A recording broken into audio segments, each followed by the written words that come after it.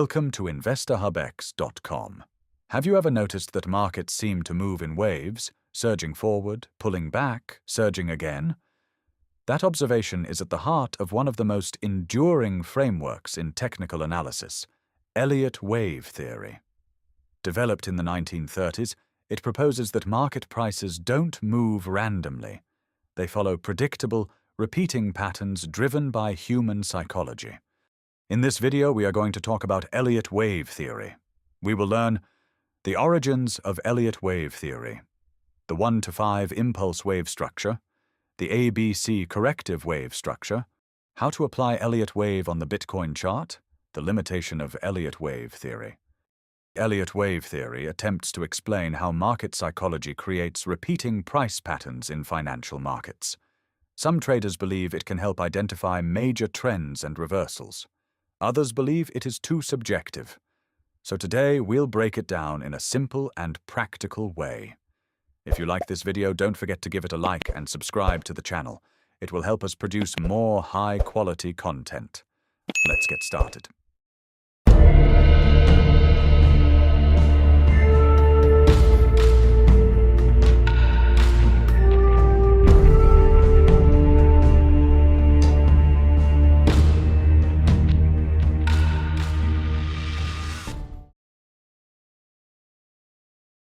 How one accountant changed the way traders read markets. Ralph Nelson Elliott was an American accountant who studied stock market charts during the 1930s. After years of research, he believed that market prices did not move randomly. Instead, he believed markets moved in repeating wave patterns driven by human emotions like fear and greed. In 1938, he published his ideas in a book called The Wave Principle. Elliott also believed these wave patterns were connected to Fibonacci mathematics found in nature. His work became much more popular in the 1970s after analyst Robert Prechter introduced Elliott Wave Theory to a wider audience. Elliott Wave Theory says the basic structure of a market cycle is divided into impulse waves and corrective waves. Together, they form a 5 to 3 wave cycle that explains how markets move. According to Elliott Wave Theory, markets move in two broad types of waves. The first type is called an impulse wave. An impulse wave moves in the direction of the larger trend and consists of 5 subwaves, labeled 1, 2, 3, 4, and 5. Wave 1 is the initial move upward. It is often weak and barely noticed. Wave 2 is a retracement of Wave 1. However, it should not retrace more than 100% of Wave 1. Wave 3 is typically the longest and strongest wave, with broad market participation. Wave 4 is usually a milder consolidation. In a standard impulse structure, it does not overlap the price territory of Wave 1. Wave 5 is the final leg upward. It often happens with weakening momentum. Next is the ABC corrective wave. After a 5-wave impulse move, the market typically corrects in a 3-wave structure labeled A, B, and C. Wave A is the initial move against the previous trend. Wave B is a partial retracement back toward the prior trend, often trapping late buyers into thinking the trend will continue. Wave C is the final move in the corrective direction and is usually the strongest part of the correction.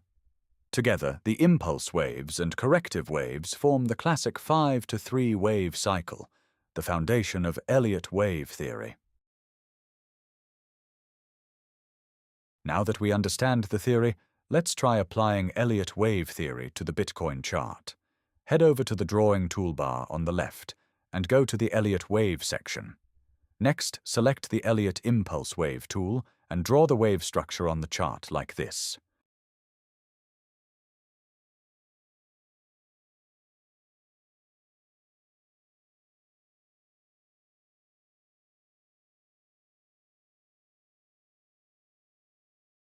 In this example, Wave 1 is not as weak as Elliott Wave Theory usually suggests.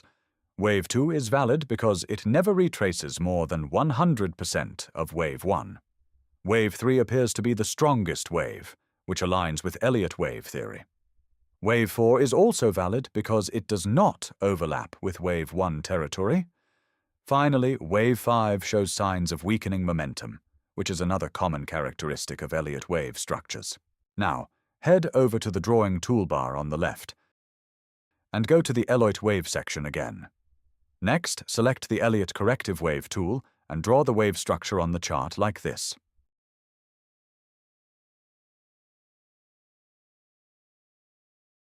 Wave A appears valid because the initial move downward is sharp and impulsive.